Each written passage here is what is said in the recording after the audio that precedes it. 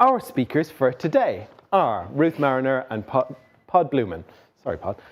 Ruth is a narrative designer, XR storyteller and studio resident. Pod is an artist and creative technologist. And together they've been working on I Am Your Mirror, an interactive multimedia installation using creative technology and movement to create social connection. Today they're going to talk about how they've brought together dance, neuroscience, interaction and experience design to respond to the questions of how can we activate our mirror neurons through movement and play. So please join me in giving a very warm welcome to Ruth and Pod. Hi everyone. Thanks very much for coming. So we're here today to talk about our project, I Am Your Mirror.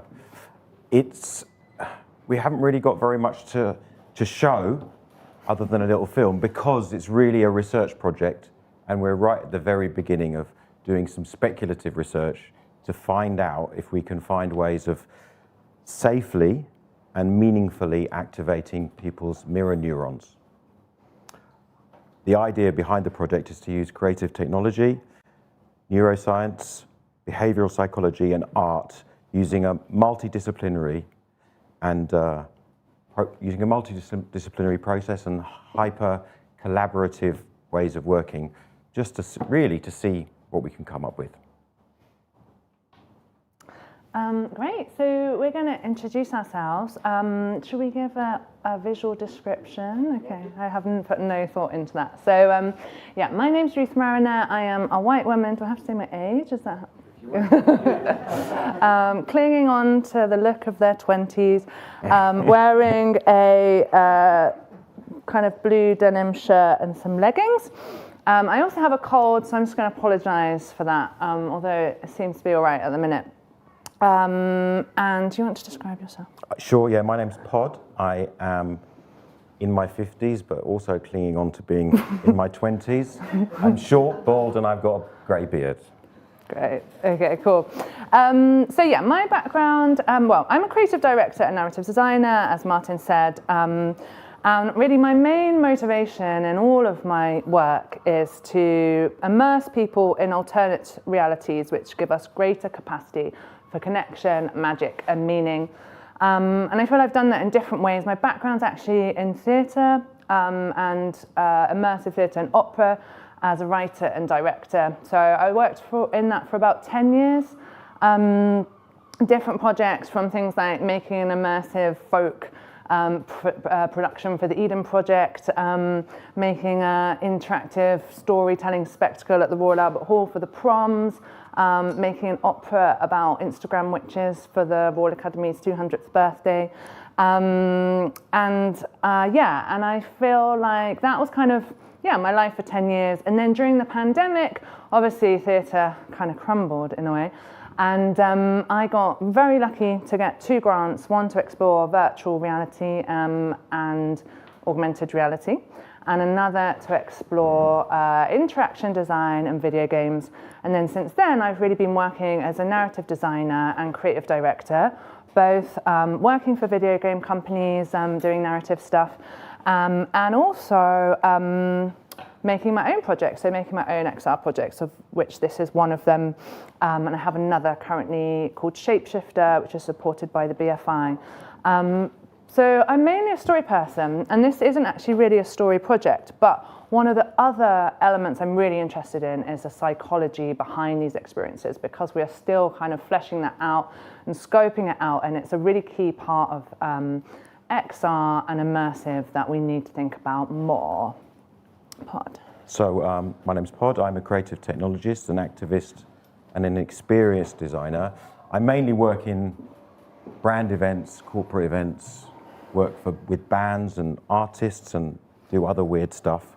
My area of expertise is definitely in digital media, real-time content creation, projection, modes of interactivity. Most of the work that I do, the money work, is designing experiences and wear for brands. But a couple of years ago, wanting to expand my horizons and apply my experience in other directions, I did a master's in design research at the Royal College of Art. And I was looking at interaction and creating an immersive environment that looks at how we could create an environment for people to explore their vulnerability. And that's where I met Ruth, and through that project, we started collaborating, and that's how this project kind of came into being. Yeah, so like Pod just said, like we came together through our shared interest in using social, creative technology to facilitate social connection. That's a part of something that I'd really missed since coming into using more technology. I missed that part that I had, you know, an abundance in theatre of this kind of social connection between people and the sense of bonding that you get when you're making a performance. And so this is kind of one of the things that this project is predicated on. There's a lot of statistics about our lack of connection in modern society, and things like the rise of loneliness. If you do a quick Google, you can find statistics like 1 in 4 people are currently lonely. That's 25% of the world. There's been an epidemic of loneliness since the 1970s, and I do think part of this is definitely true. There's definitely some truth to that. Something that we kind of have to take into account is that, you know, before maybe, you know, the 20th century, there weren't any studies on loneliness, so we don't know how that compares to earlier eras. But I think we all kind of agree that when we envisage how technology can help facilitate social connection, we kind of want something more than what we currently have now. Okay, so my journey into this whole topic is through vulnerability. It was something that I learned quite a lot about when doing therapy, which I still do as a client, and my exploration and understanding of how important vulnerability is as a human, to make myself vulnerable, make myself available to other people, and how that facilitates connection, and how important it is to, for me anyway, not to have a protective and defensive stance as I go into the world.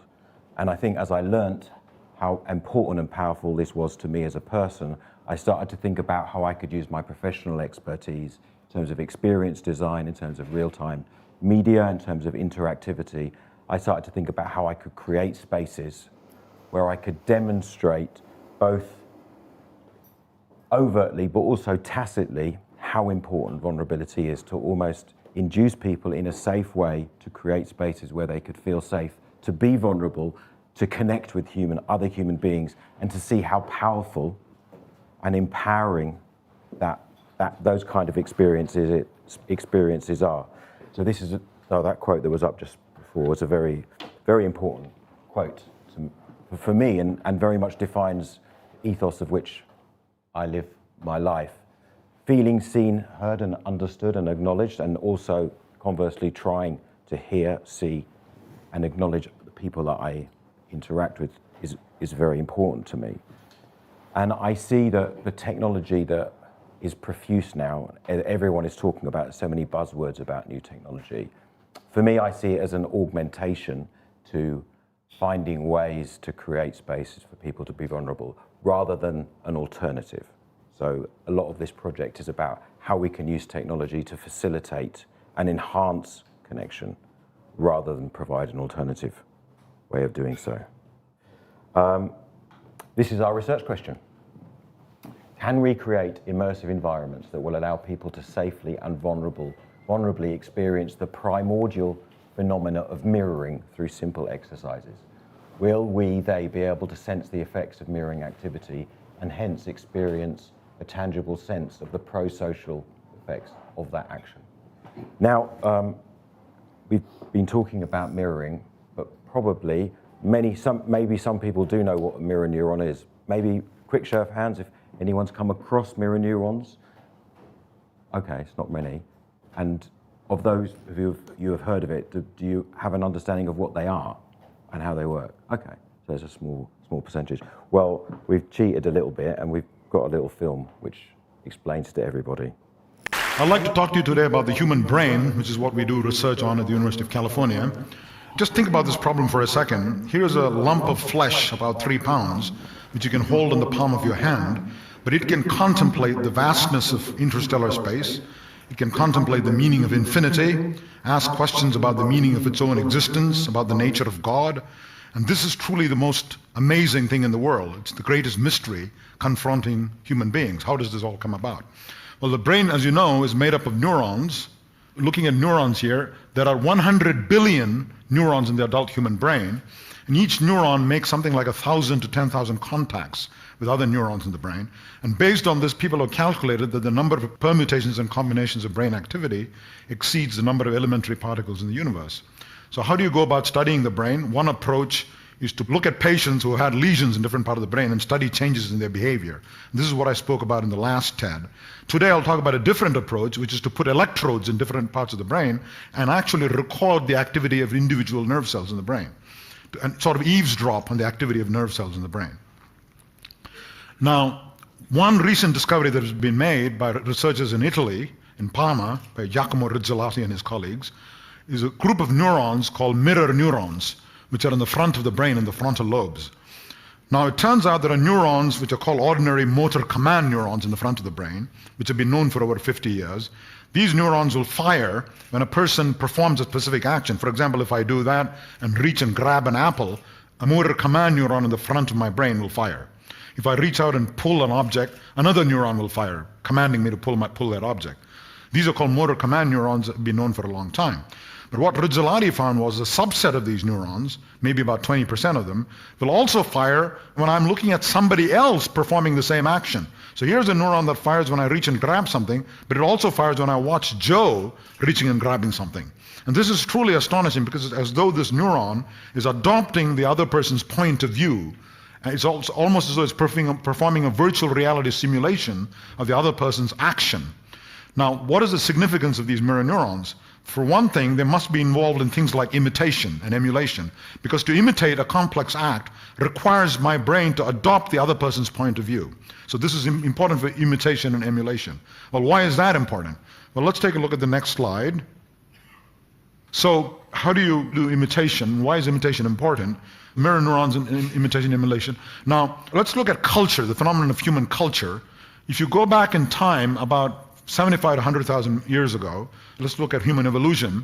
It turns out that something very important happened around 75,000 years ago, and that is there's a sudden emergence and rapid spread of a number of skills that are unique to human beings, like tool use, the use of fire, the use of shelters, and of course language, and the ability to read somebody else's mind and interpret that person's behavior. All of that happened relatively quickly.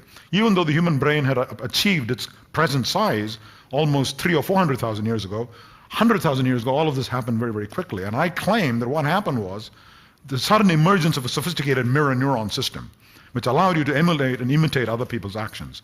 So that when there was a sudden accidental discovery by one member of the group, say use of fire or a particular type of tool, instead of dying out, this spread rapidly horizontally across the population, or was transmitted vertically down the generations. So this made evolution suddenly Lamarckian instead of Darwinian. In Darwinian, evolution is slow, it takes hundreds of thousands of years. A polar bear to evolve a coat will take thousands of generations, maybe 100,000 years. A human being, a child, can just watch its parent kill another polar bear and skin it and put the skin on its body, fur on the body, and learn it in one step. What the polar bear took 100,000 years to learn, it can learn in 5 minutes, maybe 10 minutes, right? And then once it's learned this, it spreads in geometric proportion across the population. And this is the basis of this imitation of complex skills, is what we call culture, and is the basis of civilization. Now there's another kind of mirror neuron which is involved in something quite different, and that is there are mirror neurons, just as there are mirror neurons for action, there are mirror neurons for touch. In other words, if somebody touches me, my hand, a neuron in the somatosensory cortex, in the sensory region of the brain, fires. But the same neuron, in some cases, will fire when I simply watch another person being touched. So it's empathizing the other person being touched. So most of them will fire when I'm touched in different locations, different neuron for different locations, but a subset of them will fire even when I watch somebody else being touched in the same location. So here again you have neurons which are involved in empathy. Now the question then arises, if I simply watch another person being touched, why do I not get confused and literally feel that touch sensation merely by watching somebody being touched? I mean, I empathize with that person, but I don't literally feel the touch. Well, that's because you've got receptors in your skin, touch and pain receptors, going back into your brain and saying, don't worry, you're not being touched. So empathize by all means with the other person. but do not actually experience the touch, otherwise you'll get confused and muddled. Okay, so there's a feedback signal that vetoes the signal of the mirror neuron, preventing you from consciously experiencing that touch. But if you remove the arm, you simply anesthetize my arm. So you put an injection into my arm, anesthetize the brachial plexus, so the arm is numb, there's no sensations coming in. If I now watch you being touched, I literally feel it in my hand. In other words, you've dissolved the barrier between you and other human beings. So I call them Gandhi neurons, or empathy neurons. And this is not in some abstract metaphorical sense. All that's separating you from him, from the other person, is your skin. Remove the skin, you experience that person's touch in your mind. You've dissolved the barrier between you and other human beings. And this, of course, is the basis of much of Eastern philosophy, and that is there's no real independent self aloof from other human beings, inspecting the world and inspecting other people. You're in fact connected, not just via Facebook and internet. You're actually quite literally connected by your neurons, and there's whole chains of neurons around this room talking to each other, and there is no real distinctiveness of your consciousness from somebody else's consciousness. And this is not mumbo-jumbo philosophy. It emerges from our understanding of basic neuroscience. So you have a patient with a phantom limb. If the arm has been removed, and you have a phantom, and you watch somebody else being touched, you feel it in your phantom. Now the astonishing thing is, if you have pain in your phantom limb, you squeeze the other person's hand, massage the other person's hand, that relieves the pain in your phantom hand. Almost as though the neuron were obtaining relief from merely watching somebody else being massaged. So here you have my last slide. For the longest time, people have regarded science and humanities as being distinct. C.P. Snow spoke of the two cultures, science on the one hand, humanities on the other. Never the twain shall meet. So I'm saying the mirror neuron system lies at the interface, allowing you to think about issues like consciousness, representation of self, what separates you from other human beings, what allows you to empathize with other human beings, and also even things like the emergence of culture and civilization, which is unique to human beings. Thank you. I just want to say something about that film. What it demonstrates very clearly is that we're hardwired for empathy. In fact, we're hardwired for extreme empathy. Our brains are designed for extreme empathy to the point where we have another system that inhibits the extreme empathy in that case. It's very, very powerful stuff. So we wanted to, what Ruth and I are trying to do is to create environments where people can feel that. So including art, creative technology, neuroscience, and behavioural psychology. So how do we mirror? We all do it. It's called limbic synchrony, and it's hardwired into the human brain. Facial expressions, body posture, arms, legs, fingers, touch, movements, breathing, heartbeat, walking pace, dancing, singing, playing music, even eating food and drinking. We all find ourselves mirroring each other, whether we're aware of it or not. Yeah, so like you might find in your everyday life, if you get on with someone well, you will be adopting the same body posture as them. Me and Pod have been kind of noting it out to each other when we've been doing it in our discussions and stuff. Also, if you're just walking down the street with your friend, generally you walk at the same pace and you don't discuss that, you just do it. People at the pub will finish their drinks roughly at the same time. Unless you've got a wildcard friend. And it can also be misused. So, for example, it is incorporated into a lot of like sales training, that a sales assistant might kind of mirror your body posture as you're like at the Apple store discussing your laptop. And that can subconsciously make you feel more affiliated with them and can lead to greater sales.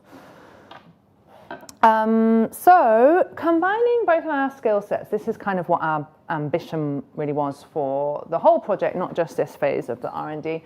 So it was to create an immersive experience which frees the audience to explore mirroring behaviour in a way that feels natural and intuitive. We wanted to enable people to safely explore openness and vulnerability, so safely is kind of a key word there. And we want to make sure that people leave feeling more connected to themselves and others. We wanted to combine elements of a playground, so elements of free play and interactive things you can play with, interactivity, theatre and dance exercises, so a lot of kind of this kind of stuff is a component part of theatre. So that's coming from, I guess, my background as a director, working with actors, ensuring that I'm kind of bonding them in the right way to portray what they need to on stage. And the feeling of a psychedelic journey. And just to clarify what we kind of mean by that, I mean, obviously there's lots of different ways you could interpret that, and it isn't just kind of seeing cool shit. It's more the aspects of it we wanted to harness is like the dissolution of ego effect, a sense of like awe and positive insignificance, so feeling you're part of something that's larger, which is a kind of a positive effect that people experience, weakening of boundary between self and other, and a sense of openness. And maybe even some of that sounds a bit far-fetched, but it is actually being researched. So there's a lab in Spain called the Intangible Realities Lab, headed by David Glavacki, and they do a lot of research into how VR experiences of different kinds can produce ego attenuation and connectedness comparable to psychedelics. And where I kind of got, I guess, that part of the project where I kind of picked that up from and wanted to include it was actually a talk at Breaking Convention, which is a psychedelics conference that was on a year ago. So that's where that kind of element of the project comes from. And yeah, obviously if we do that, we need to kind of evidence it and show how and all of this stuff. So we want it to be underpinned by neuroscientific research. We want to explore analog and digital methods of creation and use real-time technology, which is obviously Pod's expertise, to facilitate interactivity. So this was our phase one. We got some money from Arts Council England, so thank you very much. And we needed to expand our team. So obviously we have me and Pod, and then we expanded it to include Pagan Dorgan, who's a choreographer, and we wanted her to look at the movement aspects of this. So she is a dance educator and choreographer. She's got 25 years experience in the industry, working with people like the Royal Ballet School, Royal Academy of Dance, Royal New Zealand Ballet. She's also really skilled as a facilitator, working with young people, children, disenfranchised groups. So we thought she'd be really perfect for this. We also partnered with James Kilner, who is a researcher at UCL.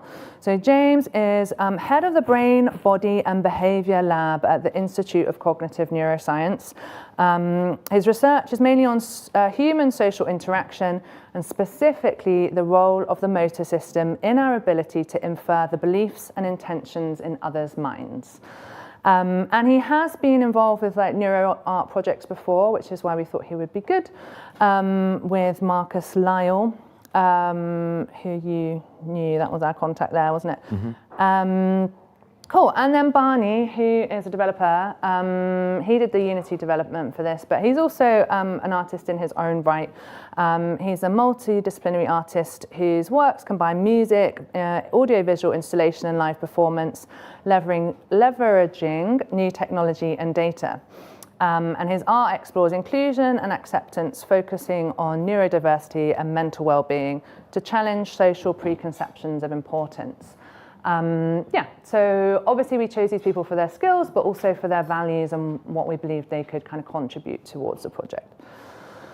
Cool. So the process was quite simple, really. It's an R&D workshop process. You know, the process we set out was to work with groups that have experienced disconnection in a workshop environment, test analog and digital prototypes, and I just put a little exclamation mark there because there was two reasons for the analog. One, because we want analog elements in the finished experience, but two, because it is always better to try and test things analog before you spend all the money on the technology to find out that's not actually what you wanted to do in the first place. And we wanted to evaluate it, and our main plans for that were discussion and survey. And we partnered with the following groups. So we partnered with Superculture in Western Supermare, And they are a really, really awesome group. We love working with them. And I think some of them are listening on the live stream. So if you are, hi. We loved working with you. So it's a local group in Weston-super-Mare. They have different levels of neurodiversity, mental health and physical ability. And some of them have experienced different forms of disconnection in different ways. And I think they all agreed that particularly during COVID was a really challenging time where many of them felt really disconnected. We also worked with ACTA, who again were really brilliant. So that's a theatre company based in Bristol. They've got an adult company and a youth company, and their focus is mainly community theatre. So they normally create plays with marginalised people using devised methods, enabling participants to use their own experience and bring that into a form of theatre which celebrates their lives. And they were really awesome to work with as well, both groups. Then we did some workshops here, and I do see some of the people that are in the workshops here, so thank you so much for coming. We did it to a more, I guess, there was two main groups. One were potentially a bit more tech literate, I'd say, so like fellow studio residents and people already involved in XR or immersive, mainly, as well as some researchers from some of the universities in the surrounding areas. And we also did another workshop here where basically I marketed it to different communities in Bristol that I'm kind of part of. Like, the easiest way to describe it is like hippie communities, but basically people that kind of working on conscious communities, people that work on things like authentic relating, or people that might do contact improv or already know a little bit about connection exercises. I wanted to test it on those as well, and those people. So we're really kind of giving quite a wide mix just to kind of cast a net and see what results we get. And we also did a showing at Pod Studio in London, and that was to the general public based on the kind of audience that Pod had already got for his first work of this nature, which was called The Gut. And we also invited kind of colleagues and other collaborators for kind of more gentle feedback. And that was our first workshop. So we kind of eased in gently. Cool. And this is what the workshop consisted of. So in many ways, it's actually just very simple. It was a flexible format. We just focused on testing the connections that emerged between participants. And there were three main forms of exercises. One was pair exercises and pair mirroring games, and those related to these. So basically the ways that we already mirror. So sorry, by the way, just so you know, like, if I look at this, I can see one thing. If I look at that, I can see something different. So that's why I'm always like, so with the pair games, we tried different facial expressions. So we had like emoji cards, which people just had to literally mirror the facial expression of the person in front of them.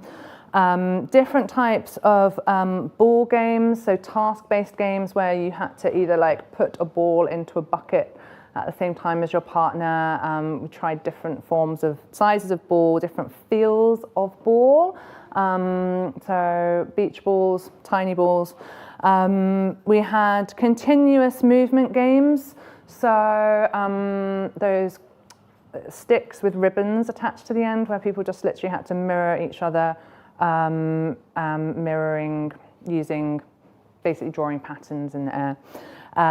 We had things like tubes that made noise that, I don't know if anyone remembers them from being a kid, where you put a tube around over the top of your head and it kind of starts to echo with the wind. And we were getting people to match them each other in terms of speed, in terms of shape, in terms of the sound that they were making. And we also had a digital prototype within this. So part of it, in a different section of the room, used depth tracking cameras to enable two audience members at the same time to embody an avatar of a fox character with a tail, which Pod will talk about in a sec, And there was a game element in this environment where they both had to hit balls at the same time. So they had to, in synchrony, mirror each other in order to hit the ball. Cool, so that was the first part of the workshop. And then the second part was around tail exercise. So we knew that we wanted to include movement in the workshop because that was a very important part of the mirroring process. And the way that our mirror neurons are triggered in group activities. But we were very conscious that some people are quite inhibited about moving and especially dancing, especially around hip movement, which has been quite sexualized in our culture. So we tried to think, Ruth and I tried to think about a way that we could distract people from moving their hips. And I think based on a previous project that Ruth had collaborated on, where someone had created an avatar of a human, which was a representation of you, and they had a tail, we quite liked the idea of using tails as a way of distracting people from being self-conscious of their own body movement. So we did a little bit of prototyping, and basically we used some advanced technology and made some tails out of some elastic bands, hosing, and some bells, and created this movement workshop with Pagan, where basically everyone was wearing a long tail with a bell on the end of it, so that when she instructed people to move their hips, they were thinking more about the tail and trying to make the tail's bell ring rather than being self-conscious about their hips, which worked really well in combination with the digital exercise that Ruth was just describing, where the purpose of it was to try and move your body to create the tail of the fox to move. So we kind of induced people into understanding, comprehending the idea of imagining having a tail and then put a physical tail onto them. Cool. Yes, so we finished then we wanted a mix of pair activities, group activities, and then, growing in size throughout the experience.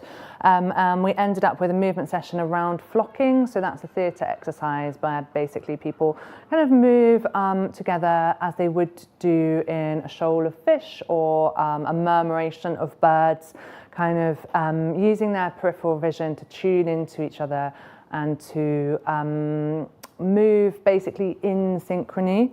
And that was led by Pagan. And yeah, in theatre you would do something like that when you kind of want to bond an ensemble or a unit. But yeah, it makes people very responsive to the minute movements of others, and how to kind of respond to those. That's Done that bit already.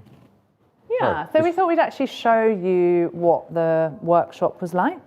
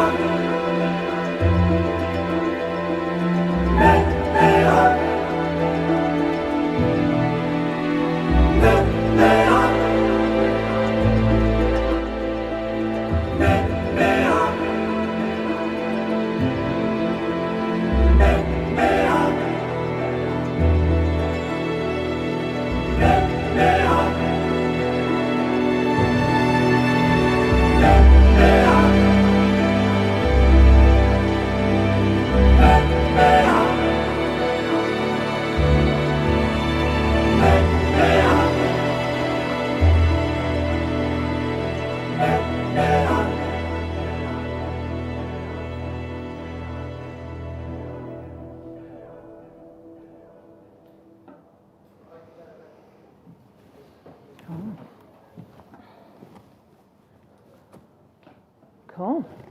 So what did we learn? I mean, on the basic level, we learned that mirroring exercises can create quite a large sense of social connection with others. But it was more really like the nuances of kind of how these, and specific examples of how these exercises played out that kind of was the meat of what we discovered and what has helped us refine our thinking for next stage. So one of the things we kind of really recognized was that some of the continuous activities created like a flow state for certain participants, and not all of them, and these are kind of generalizations. But we had lots of really beautiful pairs that really got into those exercises. We had 2 women actor who incredibly quietly, wordlessly, just, with absolute concentration, just spent this time doing just these very simple exercises with the ball, like exactly matching each other. And it was really beautiful. And actually, if I just skip The next one. No, I just wanted to, and really, they both felt they were doing it well, which very much connected to their sense of enjoyment of it. We found that if pairs felt they were like successful in the exercises and they'd done it well together, then that really like fostered this sense of connection between that particular pair. And we felt that there was a balance with the continuous activities. There's a balance between relaxation and boredom. So some of the participants at Superculture felt that some of those activities weren't quite enough. So obviously in the finished experience, when we're kind of using different ways of creating these exercises, we'll obviously have to consider that. We found that the activities where there was like gaps in between doing the activity often created this space where people laughed and got on board with one another, and so connected in a slightly different way in between the times they were actually mirroring. It was almost like these little relief moments where people got to acknowledge each other or kind of reflect on what they'd just been doing together. That was kind of interesting. So both of those were kind of valuable in different ways, and both of them promoted connection in different ways. There was interesting stuff around adapting. So we did notice that in some of the groups, especially at especially at Superculture, we noticed that participants really adapted to one another really successfully. And that's because I think that's a group where they've all being very open and honest about their differences with one another.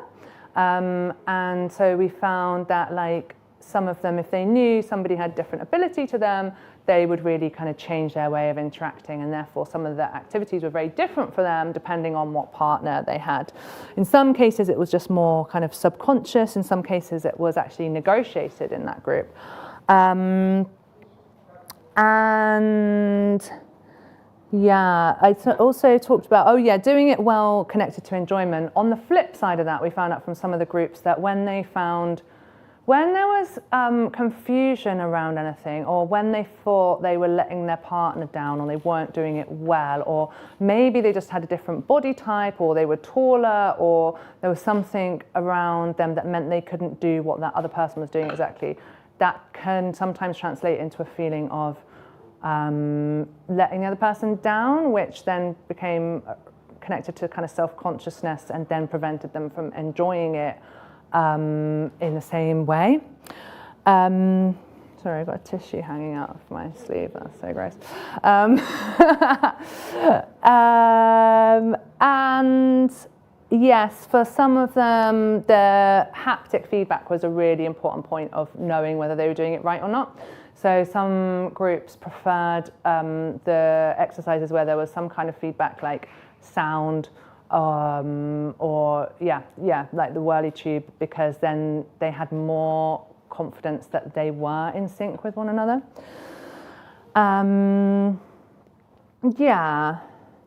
We learned eye contact's really key part of the social connection, and that's kind of quite important for observation, to observe for the formats we develop in the future, because we could use VR, XR, are we going to limit people's eye contact? And we also learnt that, as we kind of guessed with the thinking around the tail, is that people do need permission to play. Unless you're an actor that's gone through 3 years of training doing this stuff, you don't necessarily feel confident doing it with other people. It can be very vulnerable. It can be something that people kind of struggle to get into. But there were various things that kind of gave people more permission to play. So the tail was one of them. We did find that did kind of work in getting people to explore their body differently and feel less kind of silly about it. They also the neuroscience was a big factor in giving people permission, because this is what we're saying, we're introducing it in the way that we are, saying we want this to be a work of neuroart. There is some scientific backing to it. We have this researcher, in a way that sometimes gave people permission to be more silly or take more risks than they would have done if you're just asking them to do these basic exercises without really giving them an explanation. And was that it? Mm-hmm. Yeah, I think that's it really from that. Yeah.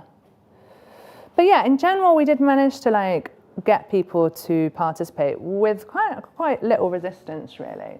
So just looking at the clock over there, realising we need to speed it up a little bit.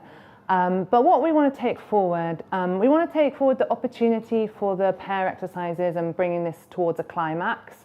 We want this to be an experience that isn't a workshop, so we want to find a way to help people do this without verbal instructions, without a workshop leader, intuitively, potentially through the UX of whatever we design technology-wise. We definitely want to keep this element of enabling people to experience their bodies differently. And we also had feedback at Superculture from people who were not able-bodied, that it enabled them to feel very differently about their body and do things that other people could, which was just a comment from 2 people, but was a really interesting one that we would like to explore further. We've talked about the mix of what this could be. We definitely want to keep the digital and analog elements. I think we want to make sure that there is room for different levels of engagement within the piece. So obviously in a workshop, you can tell people that it's okay to not participate if you don't feel like doing something, but whether people actually feel empowered to then take themselves out is a bit of a different question. So we want to make sure that we're catering for people want different levels of engagement within the piece.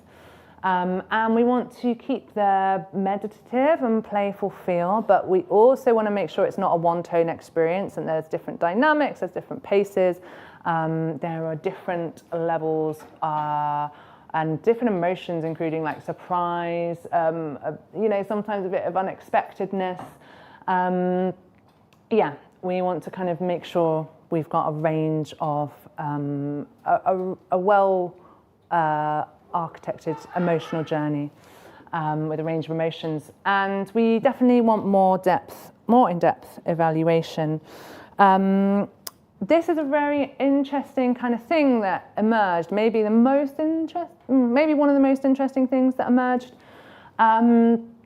is that basically when we took this back to James after having run our workshops, what he got excited about was this idea of anonymity, which is something that arose in our feedback, was that people thought it would be cool to experiment with not knowing who each other are. And this came from a comment which related to the tail and the permission to play and how we feel differently when we've got a tail that's helping us experience our body differently. Or we also talked about some of the features that you might get in immersive performance, like Punch Drunk with the masks, how people can reveal different levels of their identity at the same time.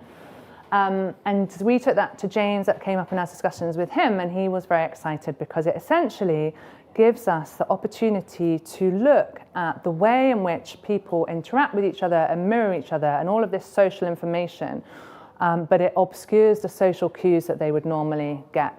So if you don't know what somebody's gender or race or age is, and you're doing these exercises with them, how might they be different? And it kind of threw up all of these other questions which we haven't really nearly begun to dug into, and a lot of them are really, really complicated and maybe a bit tricky. But yeah, we would love to help a researcher research that question more through our experience. Obviously, there's an ethical question of whether people want to be monitored. Probably they might not. Maybe that might make the project feel unwholesome, which is obviously the opposite of what we were intending to do. And yeah, just to say that because we're using real-time technology, we do have the ability to track movement. So we could actually get some quite detailed, I guess, hard data around this that could be extremely useful for a researcher. But again, is that important for the success of the project? It's kind of like a byproduct, and it's something we could explore further and might get us more funding. But do we need that for the end result of the project or for people to feel good? If people feel good, does it matter that what's the kind of level? So yeah, that's just to explore that. And then we've got quite a few more slides. Yeah, so this is our next step, really. That's all right. We want to find a university partner that could help us think about some of these questions, help us launch the next project phase. We would like to work with both students and researchers potentially in neuroscience departments or in XR or computer science departments. And we want to develop 3 or 4 digital prototypes, translating some of the exercises that we did on an analog way into digital prototype using real-time technology. We're thinking either LED screens or VR headsets, we don't know yet. And we want to explore commercialization models beyond experience creation. This is you. And that's our big vision. This is our big vision. So ultimately, we want to create an installation which will involve a number of different types of exercises, analog, digital, VR. But exactly what we want to do, we don't know yet. We've got some more research to do and some more development to do and some more consultation to do. But that's the big vision. We basically want to put some sort of installation exhibition on. Yeah. Challenges. Yeah. I mean, I'm sure most people here are really kind of aware of these are the most challenges. There's obviously challenges around distribution of this kind of work. Obviously, time, money. We want to work with researchers, but sometimes that can stall creative processes, or especially if we ventured into something where there was a lot of ethical considerations, could potentially weigh the project down in terms of the amount of external work that we have to do for that. And how to market this experience, I guess we have a couple of examples of this kind of thing, like Dream Machine for Unbox Festival. A couple of years ago, is also a similar work in this vein, I guess, but it's quite difficult to kind of explain what this project is clearly. So basically, we kind of just left it open because we wanted to see whether anyone does have any connections, advice, whether anyone has anyone they could potentially introduce us to for this next project phase.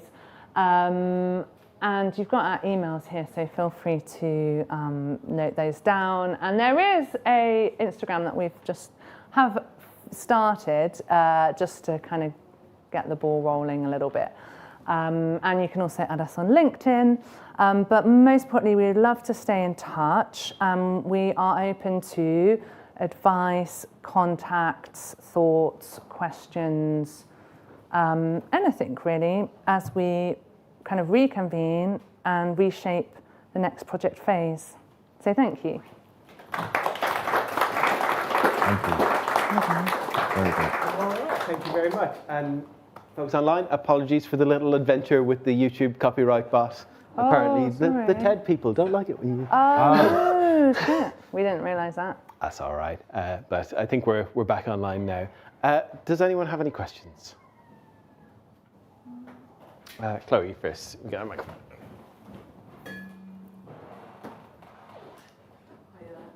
Hello. The start where you said potentially that you're neurodivergent, but I wondered what the neurodivergent angle on this whole project is. So like mirroring is a technique used by neurodivergent people, and it's more to mask.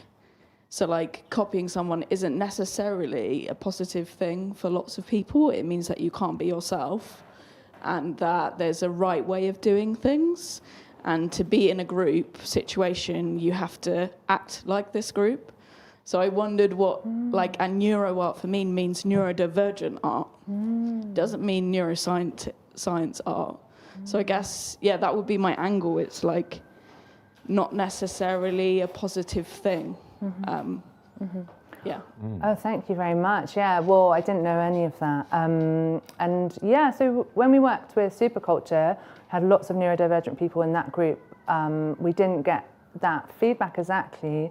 I don't think that we would want the message of the project to be that you have to somehow fit in. I don't think that's the point. So I think that when we worked with Superculture, it was more that they understood each other and had crossed certain barriers of understanding in order to understand each other's needs, and they did adapt to each other, but I'm not sure if it was like the idea that the neurodiverse people were like fitting in somehow. It was more like everyone was a bit different and they were adapting to each other in a way that felt, I guess, like an extension of that understanding and kindness within that group, because they know each other quite well. But I think that it's a really important point. So maybe if you want to discuss it later, that would be awesome Yeah, to it's really make sure we like. I think if you're embody using that. mirroring, like the term. Yeah, cool.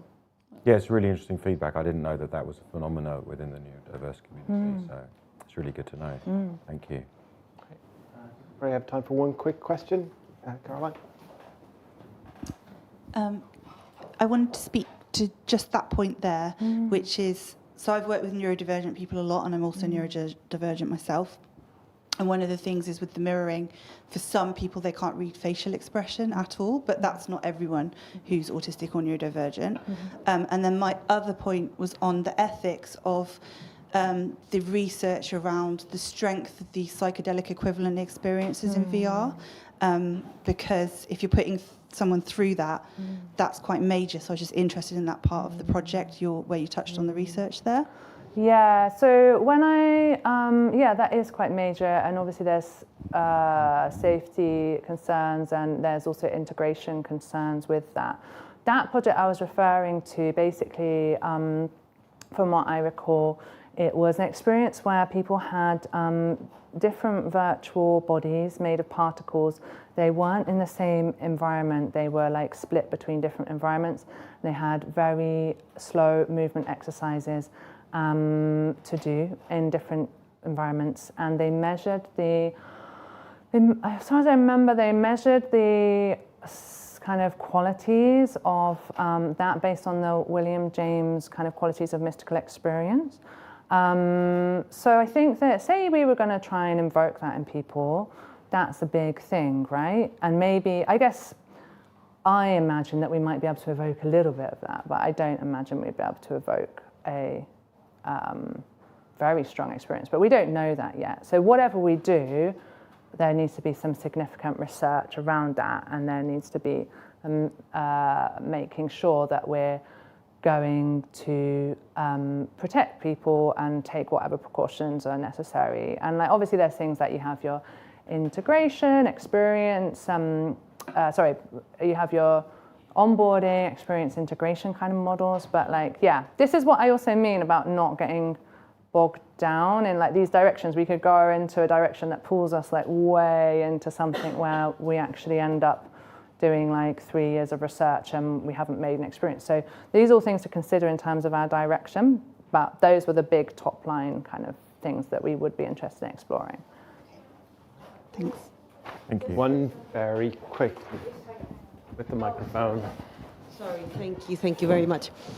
This is not a question, it's just I comment. I just want to celebrate the initiative. I think there's so much need for this kind of explorations.